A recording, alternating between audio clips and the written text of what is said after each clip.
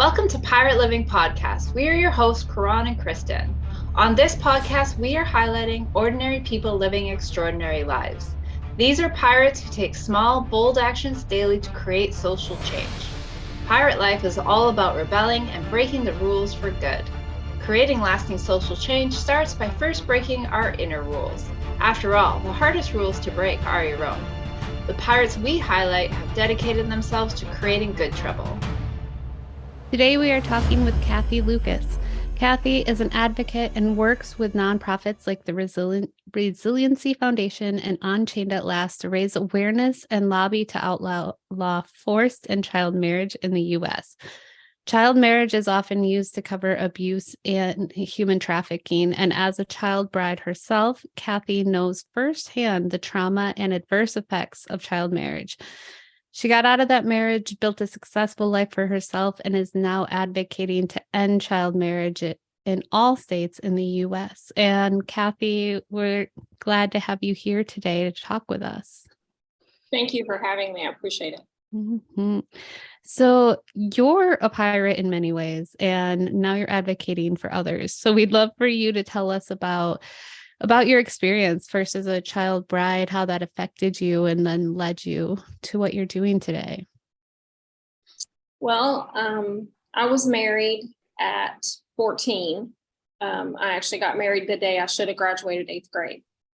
And I was raised in a very strict fundamentalist religion, and also was from Appalachia. We had moved. I lived in Indiana at the time I got married, but we did have to go back to Kentucky because Indiana wouldn't even give me judicial approval to get married at that age. But we did go back to Kentucky, and my mom successfully secured a marriage license for us to get married at 14, when I was 14. I was in that marriage for 15 years and had 3 children before I was 22. My daughter being born, she was born a year after I was married when I was 15. And then I had a miscarriage at 17, and then another baby at 18, and another one at 21. So it was, and what I try to highlight to some degree with my story is I had a very big village that helped me. I lived next door to my mom. She had 10 sisters. I lived near them because we had all kind of moved to Indiana for my dad and my grandfather to get better jobs out of the coal mines. And so, I had support. A lot of people don't have that. Mm-hmm. And even best case scenario, you talked about the trauma. Nobody's ready for marriage. I wouldn't say at 18, but that's the legal age. So, but nobody, certainly under 18, is ready for marriage. And it's a huge undertaking for a child. And it causes a lot of generational issues that we can talk about as far as poverty, increased instances of abuse, entrapment. It can be used in human trafficking, which it is quite often. There's guardianship issues, things like that. How did you find yourself like becoming married to this man? Like, what was the situation? He was a member of our church, and when we started dating, I was 13 and he was 19. So he wasn't a whole lot older, but 13 and 19, certainly. Mm-hmm. I wouldn't let my 13-year-old daughter date, period, let alone, mm-hmm. That's a huge age gap. And when we got married, I was 14. He was getting ready to turn 20. So we only dated for about 6 months before we were married. And my culture and church, they viewed it as, it was just a safety net for especially girls to get married. And it was a very patriarchal, conservative environment that we were taught that we were just born to get married and serve our husbands and, have children. Mm-hmm. So that's how I found myself mm-hmm. in that situation. Yeah, I guess that was going to be my next question, was just how prevalent was that in your community at the time? Actually, it wasn't that prevalent, honestly. It had been in my family because, like I said, I think with the Southern Appalachian, factor in that my mom had gotten married at 15. My grandmother, we're not even 100% sure how young she was because I don't even think she had a birth certificate, but we think around 13, but that was in the, like in the 1920s, things were a lot different than people didn't live to be, 80 years old, 100. So, so in my family, it was getting less prevalent, but I had cousins that had gotten married young, 16. I was the youngest. So, to say it was prevalent, it was not part of our religion. It wasn't taught or sanctioned necessarily by our church. Nobody did anything about it, to stop it or to say, hey, this is not right. But interestingly, child marriage isn't sanctioned by any religion officially. None, no mainstream religions publicly or officially sanction child marriage. And then just to skip ahead, when you got divorced, how was that viewed? Oh, bad. When I got divorced, I took my 3 kids and left, and I lost everything. I lost my church, my family. For many, I still don't have the relationship back. It was viewed, a divorce was not allowed unless I could have proven that he was unfaithful, which, maybe I could have. I didn't even try because I just wanted out. And by this time when my youngest son of the older 3, I have 7 children now. But when my youngest of those 3 when he was a toddler, I got my GED because I never went to high school. And then when he went to kindergarten, I went to college. And the year I graduated college, I got a divorce, like a couple months later. And honestly, I didn't start college or get my GED, my education, with that in mind. It wasn't like this big plan that I thought I'm going to get my education and then I'm going to get out of this marriage. I just think I grew and learned a lot, and I was exposed to this world outside of this tiny little world I had been raised in. And once I saw that and saw that there was a different life out there, it just slowly started to take hold, and I wanted out. And I could see how, as I grew, I could see how unhealthy that marriage was and how unhealthy that religion was. You talk about the trauma with child marriage. What was that like for you? You were 13, you had kids really young too. So what was some of the trauma and the things that you learned from and grew from during that time?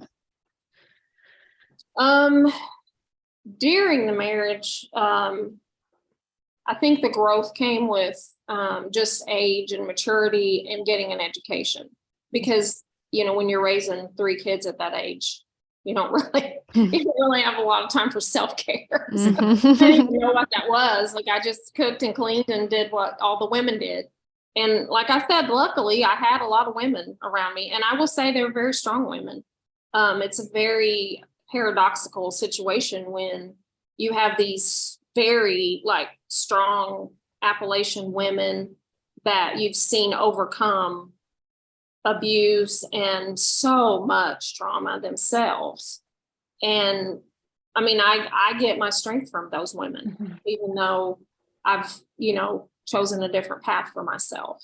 But the growth, like I said, when I went to college and I stepped on that college campus and I realized everybody else wasn't bad, and nobody was, out to get me. And there wasn't all this, debauchery going on out here. It's like all the things I'd been taught to be so afraid of is what ended up freeing me.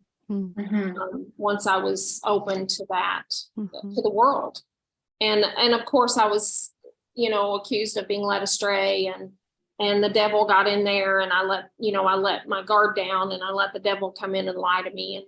and ruined my family and my relationship with my extended family and my church.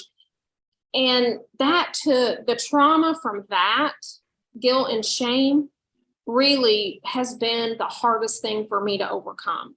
And it, it facilitated a lot of unhealthy behaviors in me. And plus, starting parenting at 15, I love my children more than anything in the world, and they love me, and I have a great relationship with them.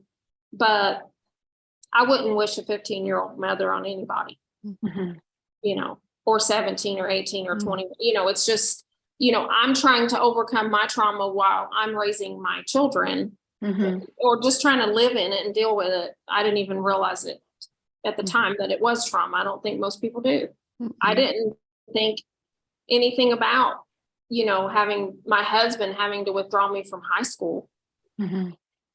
It's like what you're living seems normal to you, I think, in a lot of situations. Most people, they don't even know that that's abnormal. Even though I was unhappy, I was taught that we weren't to chase happiness. And I still believe that to a degree. Happiness is temporal and it's very situational. But to have a deep satisfaction of knowing that you're in the best place you could be, and with the ability to grow and be the best person you can be, I did not have any sense of that, or any sense of individuality or freedom or anything like that.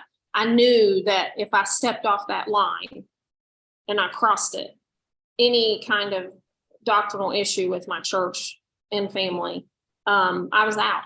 Like I was shunned. And that's what happened. And for years, that's what had happened. And like I said, to this day, I still don't have a close relationship with my extended family. It's really interesting. Kristen and I have done some like ancestral kind of healing work, and deep diving into my grandmother's history. I have a grandmother that I didn't know because my father is estranged from his mother, and finding out that he is her second child and that she had him at 15 really changed the outlook that I had for her. And unfortunately, it hasn't. He views it very differently, having been the child of this 15-year-old. When you said I wouldn't wish a 15-year-old mother on anyone, but it definitely changes the kind of narrative from like what I've heard from his perspective now, like one removed. I'm like, she was 15 and you're her second child. And then she ended up marrying not long after her best friend's brother, so that she could have that security and that safety, because she was now a teenage child with 2 children. So it's really interesting how you talk about that, and like just putting that back into my own ancestors and the estrangement that we still have with that side of the family because of this. Like, I mean, I view it as it's child abuse. You know what I mean? Like, she was a 15-year-old child, and my grandfather was, he was a grown ass married man. And when you look at these from today's lens of like, of how we kind of do things, tend to do things in society, it takes a very different view of like, no, that's abuse of a child. So it's just interesting, the parallels with like my own, some of the things in my own family. And the generational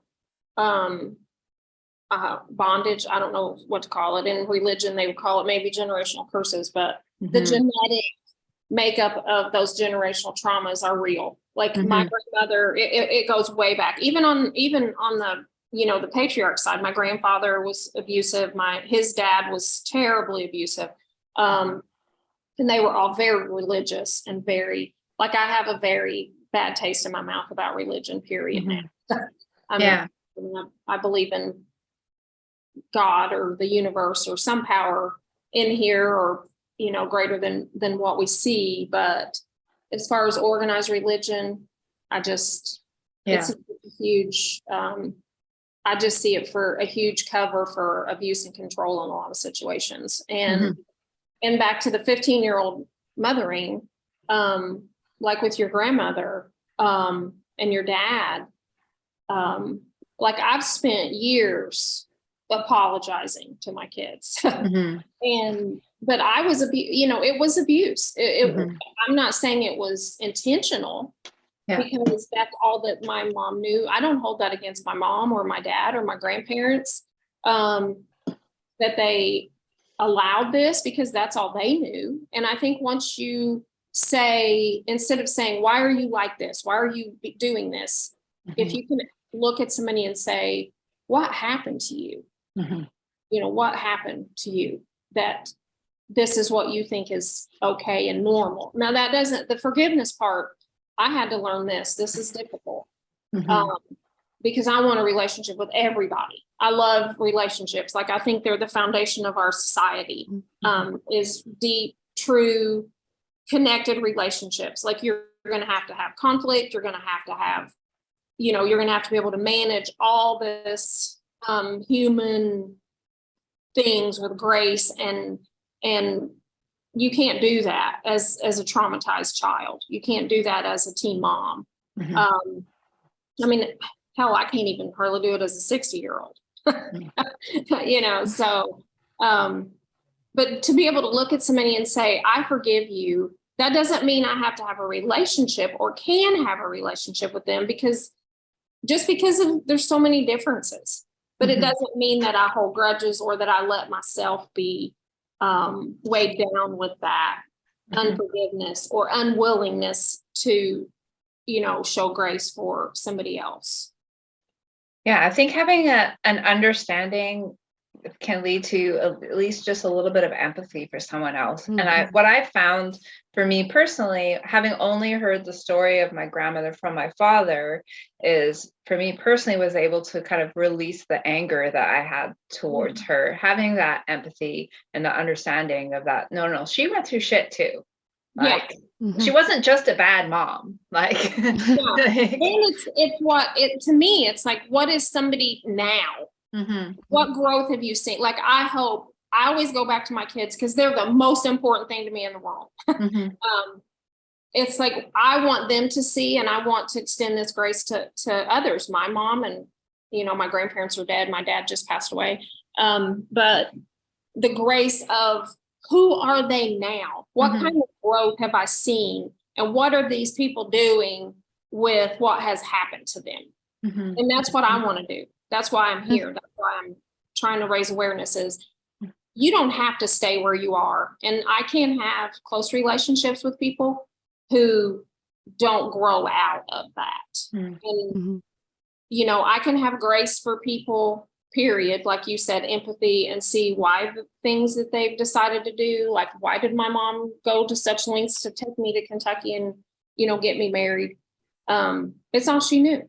But I judge our relationship now, my relationship with people now, based on who they are now. And that's how my kids and I operate. And I think that's why I have such a close relationship with my kids, because they are amazing people full of grace, and they understand that.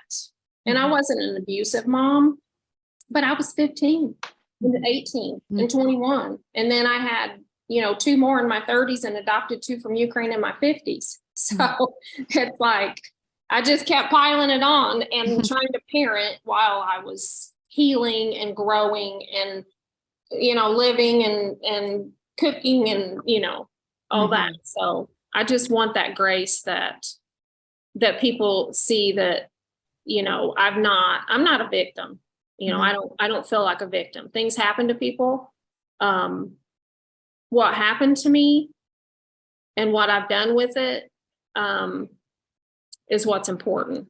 And I want, if anybody gets anything from this, besides realizing that child marriage is still legal in the United States in 43 states, and that needs to stop, is that the choices that we make every day, and the decision that I'm not going to live as a victim, and I'm not going to stay where I started, and I'm committed to my own growth. That's the only way I can help anybody else, is to grow and to make, and to be, I'm very grateful for the life that I've had. To say I would go back and change anything, I don't recommend it for people. But, you know, I've had my kids since I was 15. I mean, my daughter is, you know, she's almost 45 and she's one of my very best friends. I mean, in my village now is my children and grandchildren. And I can't think of anything I would change. So, once you graduated from college, what did you take when you were there in college? Medical imaging. Oh. I became a medical imaging technologist. Nice. So you graduated from college and you got a divorce. Tell us, what was that like? What did you do next? And what was it like? Because I imagine that was the first time you've ever been on your own. So what was those next steps like for you? Well, it was terrifying and it was exhilarating because I moved. My then husband and I were separated like 3 times my last year of college because I was just trying to break free, and there was the pullback, and you know, the church would come over and my family and say, you can't do this, it's a sin, and I would get scared, and he would come home, and it was the last year or so was really, really bad. And I had already left that church. So they were trying to pull me back into that as well. But I got an apartment with my 3 kids. I didn't even tell anybody the address for a long time because I just wanted to be left alone. I just needed some peace to work and to try to support us and get my footing and build a life for us. And so that took some effort, but it felt better than the fear. Like I said, the biggest thing was the guilt and shame of even getting a divorce. For years, I felt it. Years, like it took really walking out of that mindset, the religious, conservative, fundamentalist mindset was the hardest part for me. The fear of hell, you know, all those things that was ingrained in me from the womb was the hardest thing to overcome. It's in here, like most of our suffering usually is in here.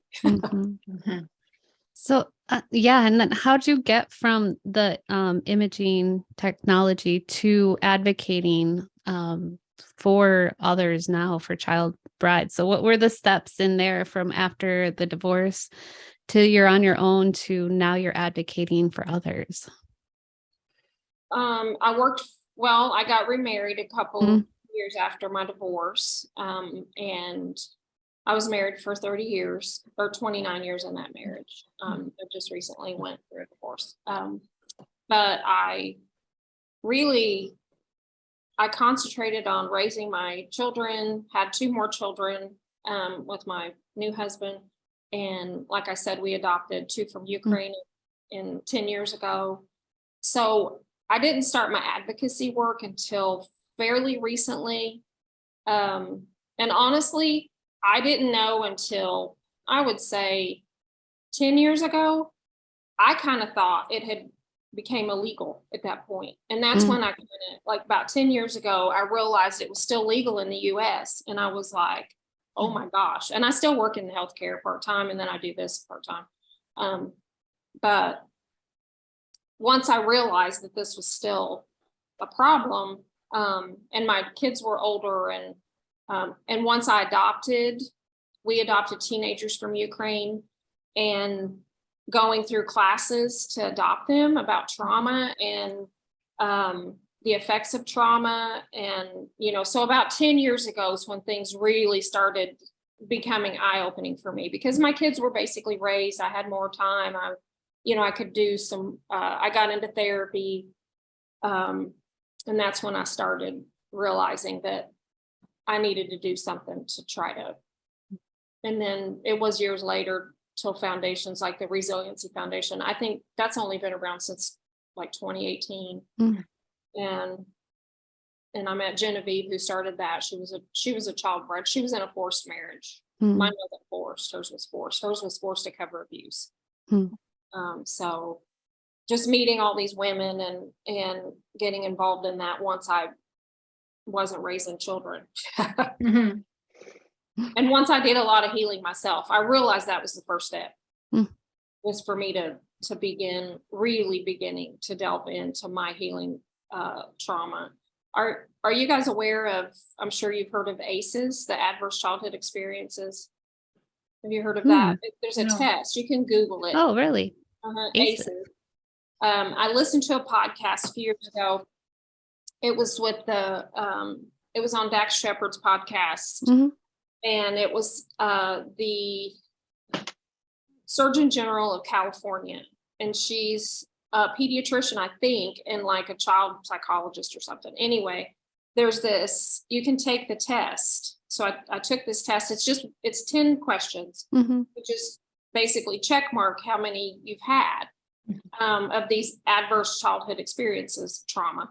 And her research, and a lot of research that she has is on the long-term effects of childhood trauma. Everything from autoimmune diseases to it's huge. It's cancers, high blood pressure, obesity that come from childhood trauma. And so you can take this test, and if you get above a 3 or 4, like you're at an increased risk, which I've dealt with a long-term autoimmune disease. And I have a degenerative connective tissue disease. So it explained a lot when I took this test. I don't even know what I got. It was like a 6 or something. And I was like, my ex-husband, he said, we were taking it and we were looking into it. And he said, child marriage isn't on here. So I think that automatically gives you a 10. Fair. Probably right. And it's interesting how so many things can stem back to childhood, especially like your body holds on to things and we don't even realize. And you get into adulthood and it's like you diagnosed with MS, and that can stem back to maybe I'm just going to throw out some things, but it could be stem back to there was abuse or things that happened in childhood, or cancer. You could start looking at and see that, the body was holding on to this. I like the book The Body Keeps the Score because it helps explain some of that. That was part of my big eye-opening start in my journey. When we adopted, I read that book and I was like, wow, like it explains so much about myself. And also I've went through a lot of therapy. EMDR is one of them to get that out of your body. And I've noticed the difference between people who are willing to be vulnerable, and because that takes a lot of vulnerability to expose your childhood trauma, because there's so much shame. If you guys follow Brene Brown, like she's one, but there's so much shame embedded in abuse. We don't, and I think, honestly, I think it's worse in men in my experience, because I've worked with a lot of men, and I have a lot of men in my life that have trauma and they just don't want to, it's a weakness, they don't want to get that out there, and what it's going to, the shame, like it's shame. It's all centered around shame, but it's so detrimental to families. Economically, our society doesn't realize how much this is costing us. If people don't care about kids, people don't care who gets married, they think parents should be able to sign their kids away at 14, whatever. But the economic impact of chronic disease itself in our society due to childhood trauma is unbelievable. Like she covered that on the podcast with on Armchair Expert about that in the ACEs, is the economic impact on our society because of the impact of childhood trauma. And it's so prevalent still. It may not be child marriage, it may be in another form, but it's like this, we can deal with this. We can deal with this legally in the US, just like that, if we want to. People in power. But then you have the senator in Missouri last week he had voted against raising the child marriage age in Missouri from 12. He voted against it, and he argued that he knew 12-year-olds that had gotten married. And guess what? They were still married. That was his argument in support of 12-year, because that was some kind of success, that this child had been raped at 12 years old on and was in bondage, was still married. So that made it successful. West Virginia went through a similar argument. One of the senators there a few weeks ago, they're trying to raise the age to 18. They did not succeed because one of the senators argued that his parents had gotten married at 16, and this man was at least in his 60s. And I'm like, well, my God, how in 19 what? And they were still married, because our society puts so much weight on successful marriages, and they think if it's long-term, it's successful, which is not true. They think that marriage solves anything, which is not true. Marriage isn't a solution for anything. It's not a solution for teen pregnancy. It's not a solution for anything. It's just, it compounds a lot of issues if it's the go-to solution for whatever.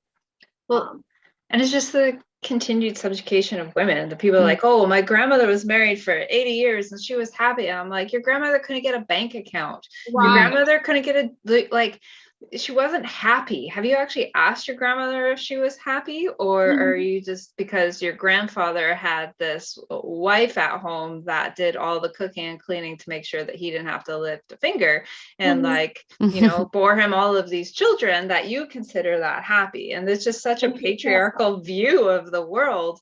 And I can only assume that all these senators that are like voting against raising childhood marriage laws are like old white men. They are old white men, exactly. And the one in our state, who's running for governor now, fun.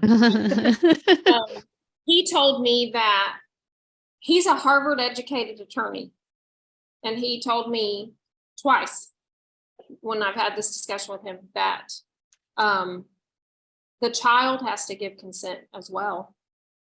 He's like, didn't you have to consent? Didn't you sign to? I was like, I was 14. A child can't legally consent to anything, because what that leads to is, when my mom took me to Kentucky, we all signed. Like I said, I was 14. Like, this is why we have parents, allegedly. What that did was gave guardianship to my husband. That's what people don't realize. I had no rights as a child. I couldn't get a divorce because I was under 18, because children cannot exact legal action. I couldn't have went to a women's shelter. Women now who get married under 18 cannot go to domestic violence shelter, because an unaccompanied minor cannot go to a domestic violence shelter. And so my husband had to, like I said earlier, he had to withdraw me from high school. He had to go give his consent for me to not go to high school. He had to consent for me to get driver's license, and he had to consent for my prenatal care for when I had my daughter at 15. I mean, he became my guardian, and that's why it's used in human trafficking, because parents, like, children just need legislative protection, because not all parents are good. That's just how it is. There are people who have, they'll do a lot for money, and they'll sign or they'll protect their neighbor or their whoever because they abuse their daughter. And so they go sign them away to get married to this person because they don't want them to go to jail for molestation. I know women that's happened to. Or they sign, or a trafficker, a single dad will sign away their daughter to a trafficker, and then they can cross state lines with them and sell them and traffic them as their spouse, because they're their guardian. And you can't, who's going to help these people? It needs prevented. At least that aspect of it can be prevented really easily with the federal law banning child marriage. We're actually in violation of international law by allowing child marriage. Pakistan has a federal law against marriage under 18. I'm not saying it doesn't happen in, small villages there, but it is federally illegal in Pakistan to get married under the age of 18. It's not in the US. This leads to a few things, because we were talking with Karan before this about Canada. You said 43 states in the US, it's still legal.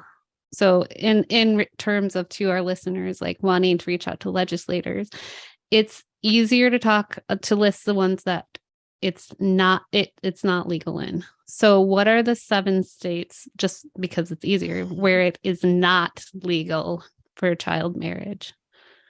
Well, it's hard. I don't even have my list in front of me. I can't rattle those off at the moment. I know Indiana is 17. Okay. Not even 18, but it is 17. A lot of the southern states are the more strict.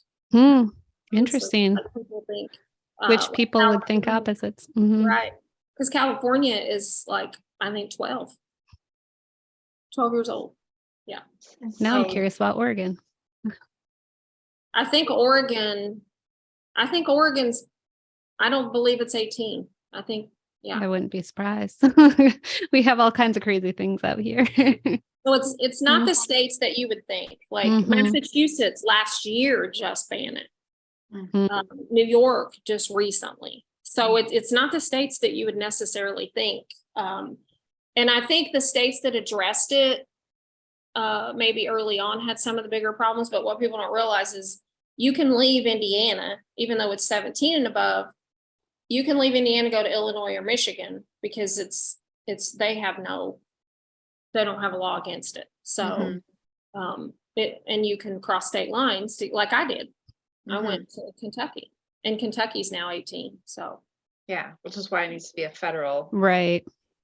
And the only thing about it being federal is we do want a federal law.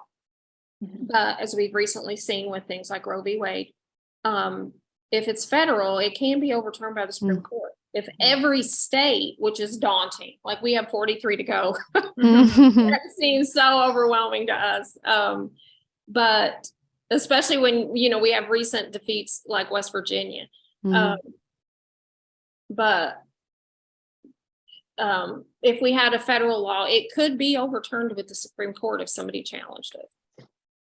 So, and it's like that's why I was talking to our federal senator here that I said was running for governor, to try to get, we need somebody to sponsor this and really, really believe in it and push it federally. But so far that's not happened. Seems crazy to me that like in the US you can't have alcohol until you're 21, but yet you're deemed mature enough to get married. Yes. And that's the child marriage. Like, as far as I know, it's the only thing that a parent can take their child and sign them away to do that is not available to anybody but adults. You cannot let a 14-year-old join the military. You can't go sign for them to vote or buy alcohol or cigarettes or drive a car. You can't. There's nothing else that a parent can take and say, no, I'm going to give consent for my child to do this. That's an adult thing, except marriage. It's mind-blowing to me. Like, and you can't take your child and just say, I don't want this kid anymore, I'm going to just sign it over to whatever. That's illegal to give your kid away, but you can, unless you're giving them away to marriage.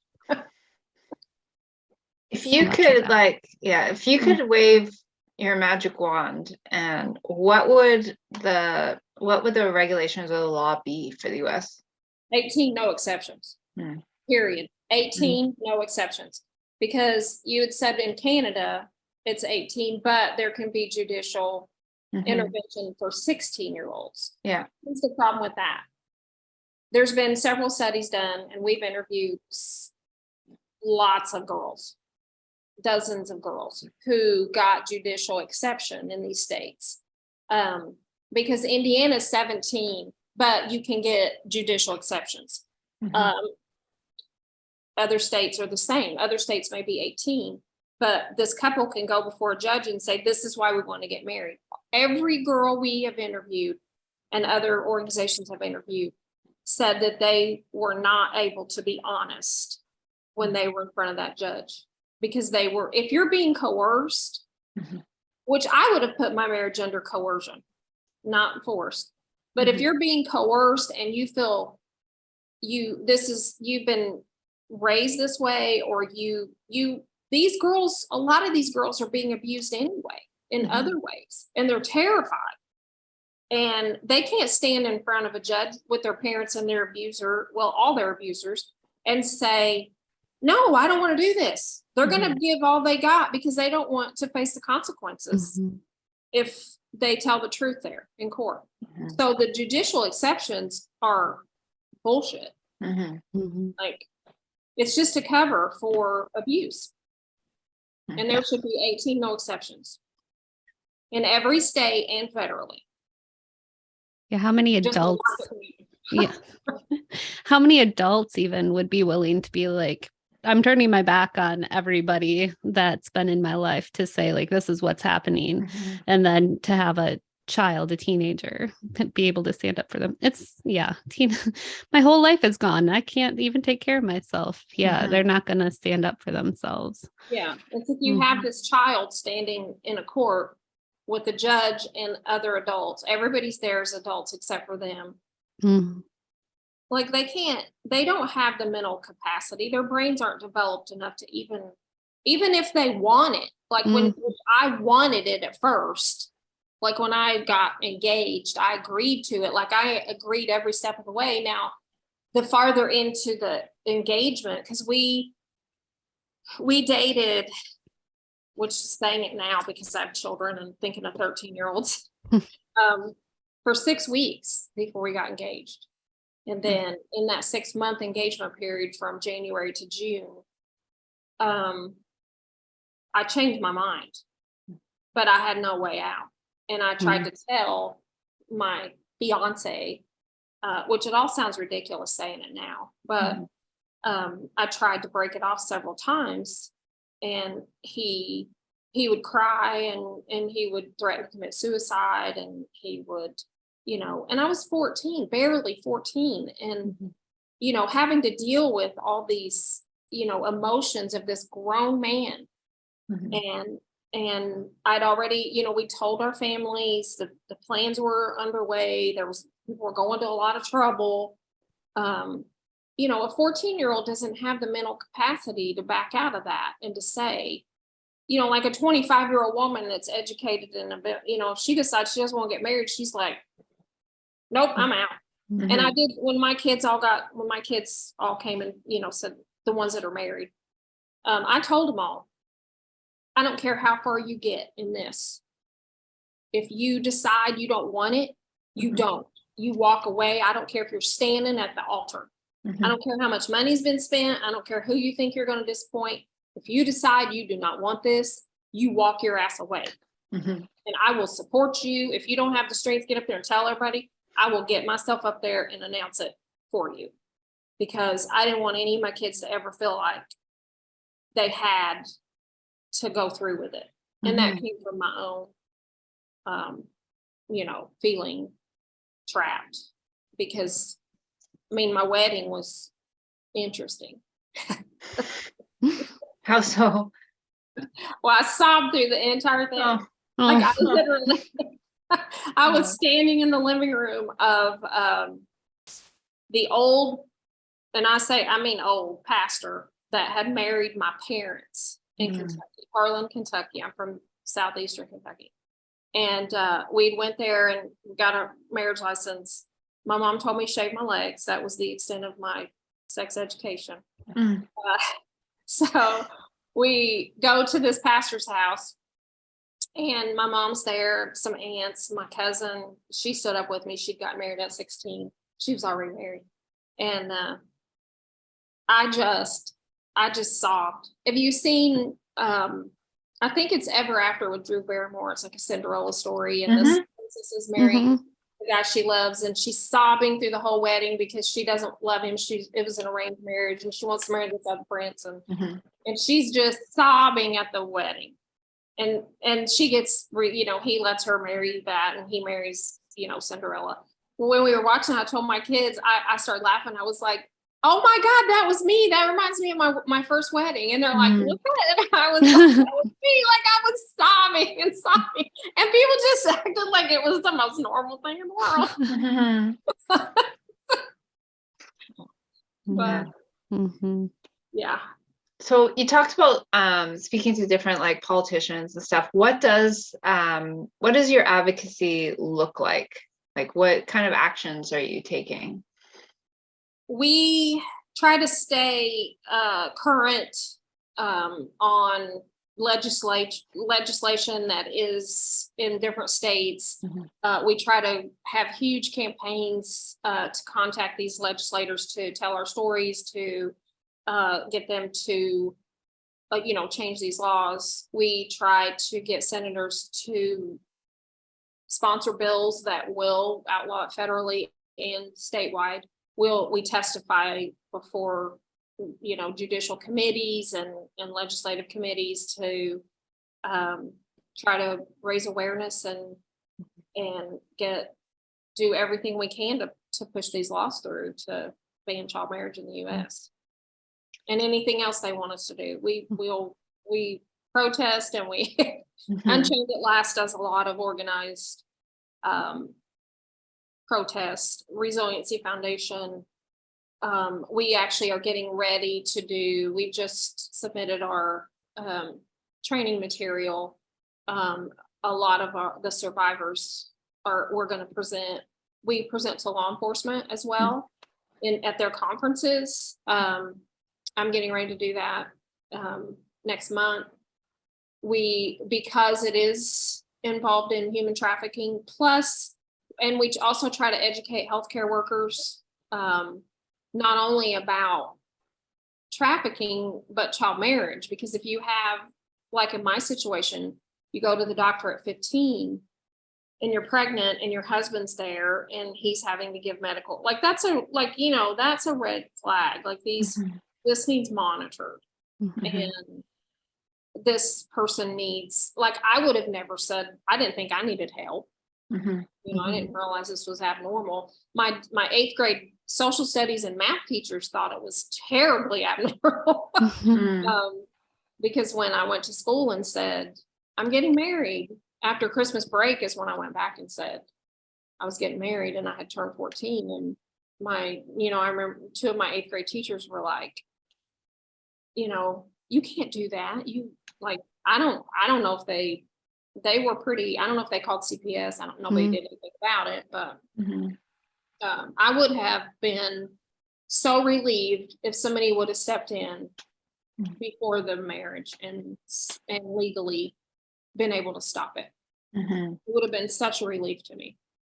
And as somebody that's worked in education and the mandated reporting type thing, you look for child abuse, and these are the different things. I'm curious too, because there's this statutory rape exists. Teachers are supposed to, people that are in authority positions with kids are supposed to be looking out for these things. And so it's something that you don't think of, having child brides can exist because you have all these different things, these legal things that are supposed to be in place to protect. So to me, this is such an important conversation to be having, because there's this little loophole right there that's overruling all those legalities that are supposed to be in place to protect teenagers from these things. But child marriage is just nope, you can actually get away with this. You just, as long as you get married. Right. So I think this is a very important conversation to be having, because a lot of people don't realize it's even something that can exist. And we think we are protecting the teenagers through all these other areas, but marriage is this loophole that's very easy to access to get past all of that. And if you can't in your state, just go to another state. Yeah. And the loophole is, that legal loophole is huge.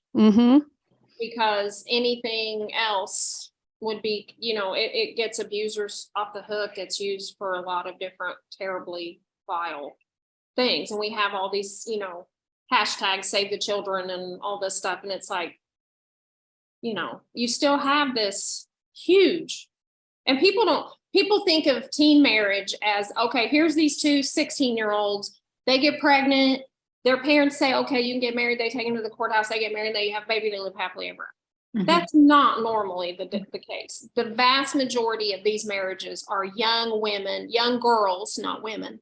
I love when legislators are arguing this on the floors and they're talking about women. And I'm like, these are not women. Stop calling them women. These are girls are married to older men. And even in the West Virginia arguments a couple weeks ago, they were arguing that, and one of the senators that was advocating for this bill to end child marriage in West Virginia, he said, he gave the stats of the ages of the girls and the men in West Virginia. And it was, some of these girls were 16, 15, 16 and married 40-something-year-old men. It's like, this is what we're talking about. This isn't the 18-year-old military guy. It is, because still, what two teenagers need to be married, even if they're pregnant, like give them support, give them parental support, help them but legislators tell me they're afraid it'll up the abortion rates if they don't allow pregnant girls to get married, because what if they have an abortion? Yeah. So that was and that was going to be one of the conservatives' arguments against it. That was going to be one of my questions, is like, how closely is this tied to, like, in the states that where, it's legal almost every state, but where abortion is also illegal now, right? And like, well, there's two real interesting sides to this. I don't think most people get. That's what we get from the conservative side is, it'll raise the abortion rates. They feel like it's holy in some way to get married, to save these people from their sin and, fornication and all this. This is the thing. This is the conversations that I have. Then on the liberal side, we thought that American Civil Liberties Union in Illinois, because they didn't want it outlawed in Illinois. Why not? Because then you have issue of consent. On the liberal side, they want parents to be able to consent to, or girls to be able to get abortion without parental consent. Or they don't want to take away the child's right. They don't, maybe some of the arguments that we've had to deal with is if you have a transgender child and the parent wants, gender conforming surgeries or treatments for a minor child, then if you outlaw child marriage and you don't give the parent the right to, sign their child away, then that's going to be used in the arguments against these, gender affirming surgeries and treatments for minors. It's muddy, I'm not saying, but it's like separate it all out and fight it separately. Don't leave these girls, especially. It does happen to boys. I follow a guy on TikTok that was married at I think 14 or 15 to a 30-something-year-old woman, and it was horrific. It does happen to boys. But I use girls because that is the vast majority of victims of child marriage are girls and to older men. And so it's, it's like we get opposition from both sides on it. So it's a battle for just period. And it was a shocking battle for me, because I'm like, oh, well, surely everybody wants this outlawed. Like, surely we're not, you guys just aren't talking to the right people. Yeah, it just seems like a no-brainer. Yeah. Nope. But maybe that just seems as a no-brainer from a female point of view. Right. Yeah. And it does raise the question of what should parents be able to allow their minor children to do. I get that's a whole big question, but it's like, what life-altering decisions should minors make or be able to make? I can't answer that in 100%, but I know in child marriage, they should not be allowed to get married.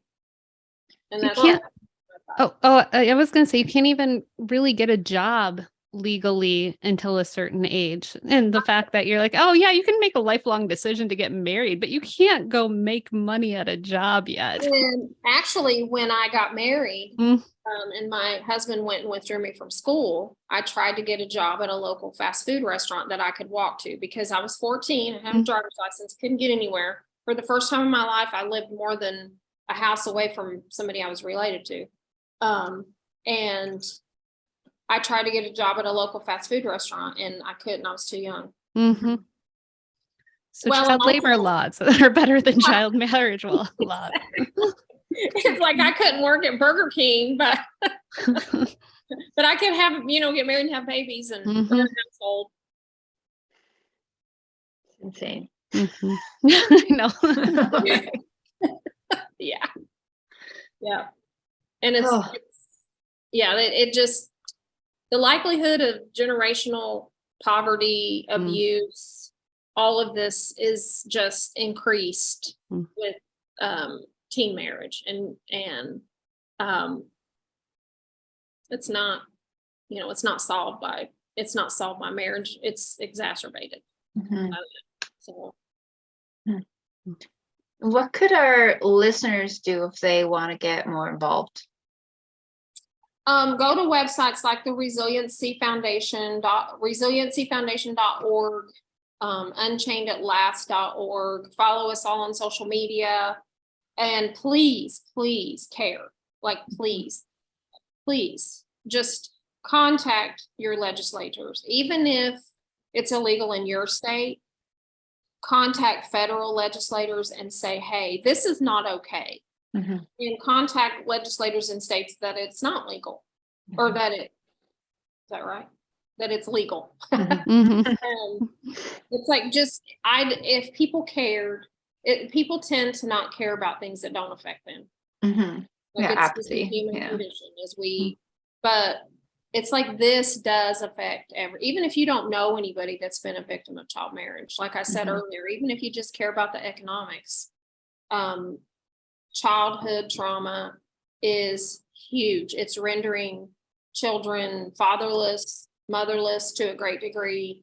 Most people don't have, and especially today, like I'll even say, I just said this on another podcast and I caught some heat for it, but I don't care. I've caught heat for less. I don't really care about heat anymore. But people today don't have the skills that I had. Because I was raised in a family that equipped me to be exactly what I ended up being for many years. I cooked, I knew how to clean, I knew how to take care of a baby. I'd been around kids and helped take care of babies all my life. I've been around, I'm very resilient. I'm very strong. I'm very, outspoken now. And I did have a very strong support system then. And that is not common today. Like, we don't even have home economics anymore. Not that I'm advocating that anybody, get married, obviously. As a teen, that's why I'm here. But I'm just saying that even under the best circumstances today, it's more difficult for survival because of, the ability, uneducated, even if you have two teenagers getting married, the likelihood of them being supported and financially helped by their family, because these are mostly going to come from lower socioeconomic income brackets normally. Not always. Like, you'd be surprised, because some of it's still tied to religion. And that's another pushback we get legally from legislators, is it's a religious, right issue. Is if this is a religious, if they're being married because of religious reasons, then they don't want to step on religious toes. But like I said earlier, it's not sanctioned by any mainstream religion. You really want to be protecting these quote religions that are pushing this on girls. Really? Also, like, what happened to the separation of church and state? Yeah. Well, yeah, you can. I mean, you don't live in America.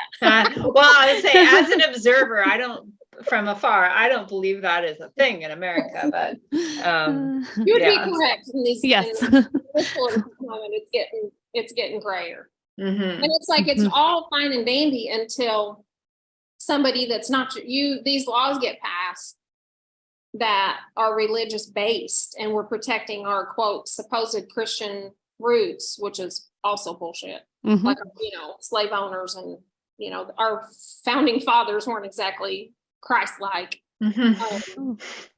But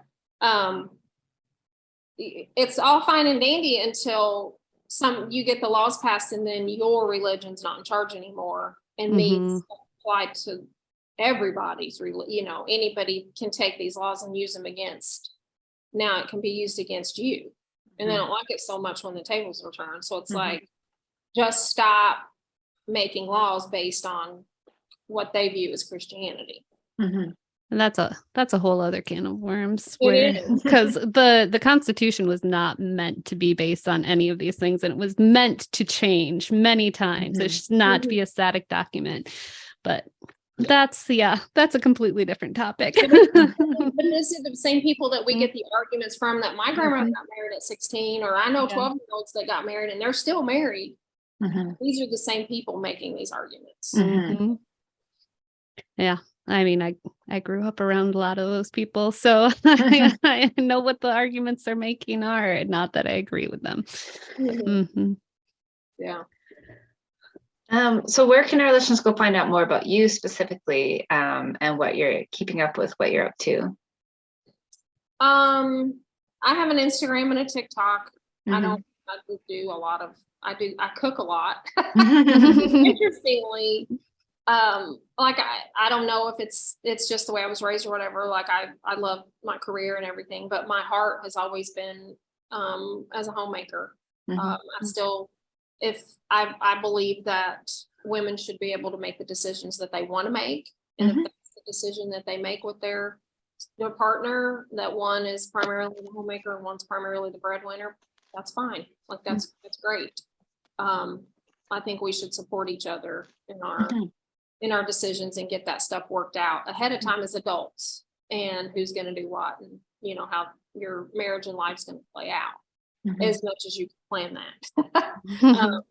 But I fully support women in their decisions too. It's about, like, I believe the most important thing I've ever done is raise my kids. I think they're my greatest work and the most important thing. Even at 15, when I had my daughter, when I saw her, the gravity of being a parent was like nothing. I can still feel how I felt that day, that when she was born. Like, I just understood the gravity of being responsible for that other human. And I felt that with all my kids. And I'm sure that comes from, my upbringing of strong women, because and you said it, that you have the choice. It's a decision you get to make, right? And I mean, the world overall doesn't value the labors of women in general, the caregiving and all of that and the emotional responsibility that women take on for the family, and it's valuable work. Like, it is, and I'm not about, I'm not about men bashing or whatever. I'm about growth and strength, and people being able to speak up for themselves, whoever they are, and human rights and equal rights and all kinds of rights. Like, there's enough rights, it's not pie. There's enough to go around. Like, I have 2 LGBTQ children, and I will fight for them till my last breath. My children have taught me way more than I've ever taught them. I'm convinced of that. So, but for me, like I said, I'm on Instagram and TikTok. I can send you guys the links if you want to provide those. I have a public page on both. So, like I said, there's great recipes on there, and then general grandchildren shenanigans.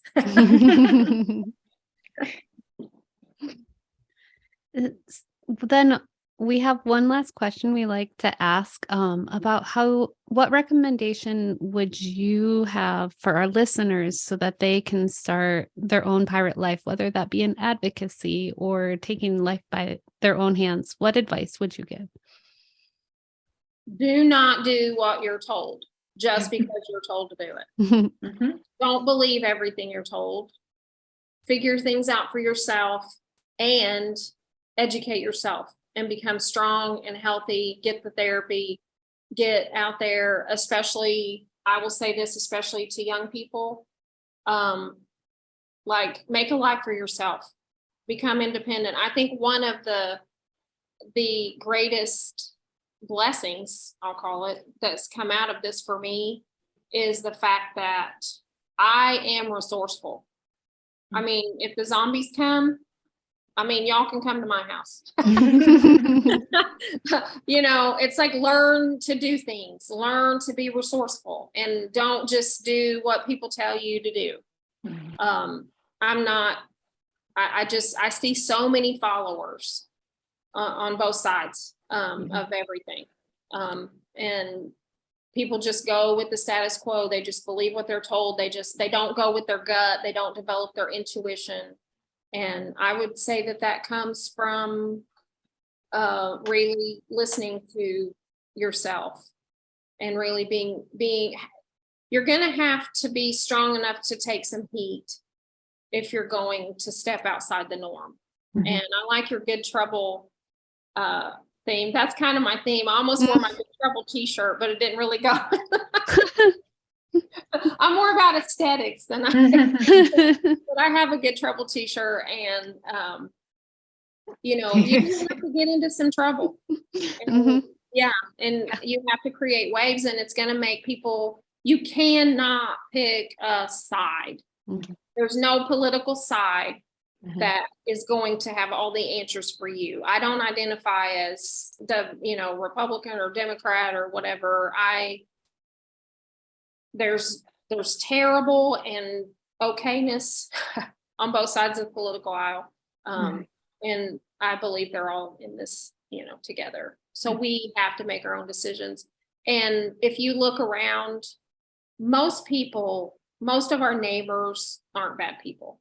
And we're being told a lot of divisive things. And we need to really find out what the issues are, like child marriage, and really put ourselves behind something. Like find something that you're passionate about, that you want to change the world. Like teach your kids, when you grow up, what do you want to change? Don't ask them what they want to be when they grow up. Ask them what they want to change in the world. What would you like to fix in the world?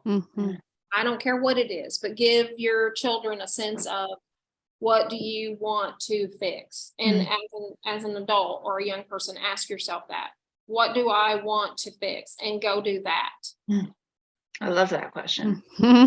Yeah, it's a good one. Even as adults, we need to ask ourselves that. It takes away a lot of the,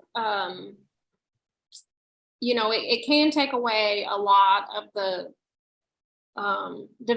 division. When you're passionate about some injustice, and not everybody will believe not everybody believes child marriage is an injustice. And you have to get used to that too and say, from my experience, I can tell you that it is. And that's the thing. If you're not out there experiencing things and you're not pushing yourself to learn what's happening, then we can't identify injustices because we're just passively letting life, take us wherever it goes. And that's dangerous.